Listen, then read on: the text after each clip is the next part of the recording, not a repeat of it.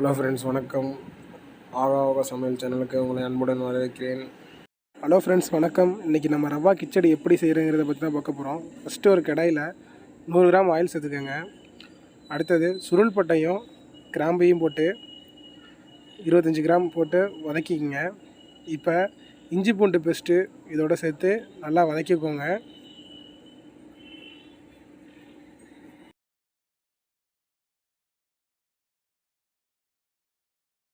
நல்லா வதக்கி எடுத்துக்கோங்க. இது கூட வெட்டிய வெங்காயம் 100 கிராம் சேர்த்துக்கோங்க. பீன்ஸ் ஒரு 50 கிராம் சேர்த்துக்கோங்க. பச்சை மிளகாய் 2, கேரட் ஒரு 50 கிராம் சேர்த்துக்கோங்க. இப்போ இது எல்லாத்தையும் நல்லா வதக்குங்க. நல்லா வதக்கி எடுத்துக்கோங்க பொன்னிறமாக.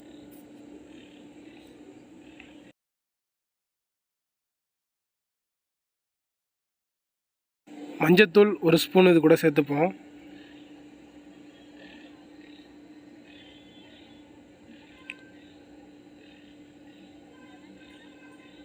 மிளகாய்த்தூள் 1 ஸ்பூன் சேர்த்துப்போம். கரம் மசாலா, மிளகுத்தூள் இது கொஞ்சம் சேர்த்துப்போம். ரெண்டும் நீங்கள் 50 கிராம் கூட சேர்த்துக்கலாம். சேர்த்து நல்லா மசாலா இது போல் வதக்குங்க.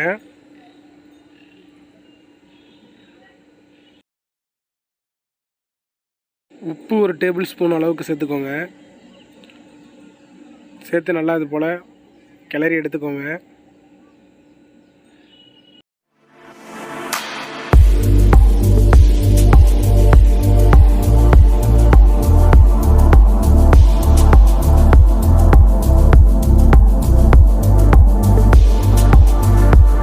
இது போல் கிளறி எடுத்தோன்னே 1.5 டம்ளர் தண்ணி இது கூட சேர்த்து மசாலாவை நல்லா கொதிக்க விடுங்க.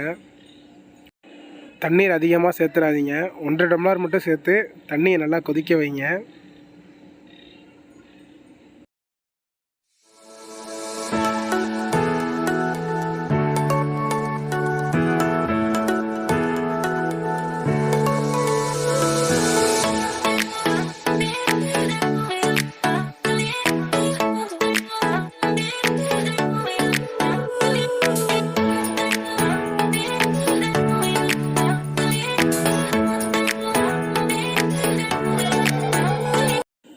இப்போ நமக்கு நல்லா மசாலா கொதிச்சிருச்சு.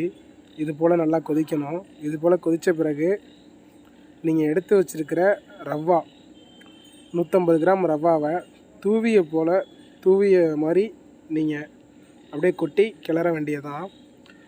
ஃபுல்லாகவே கொட்டிட்டிங்கன்னா உங்களுக்கு அது அடி பிடிச்சிரும். அதனால் இது மாதிரி கொட்டி கொட்டி கிளறிக்குங்க தேவைப்படுற மாதிரி. நம்ம இது போல் 2 நிமிஷம் நல்லா கிளறினாலே போதும், உங்களுக்கு அருமையான பாத் ரெடி ஆகிடும்.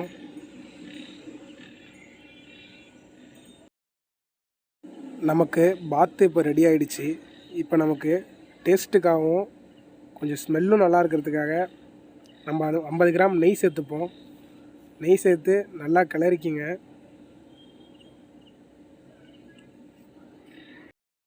அவ்வளோதான் ஃப்ரெண்ட்ஸ், நமக்கு அருமையான ரவா கிச்சடி ரெடி ஆகிடுச்சு.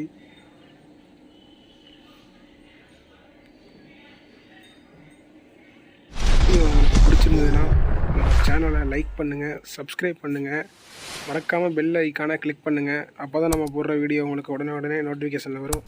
Thank you friends.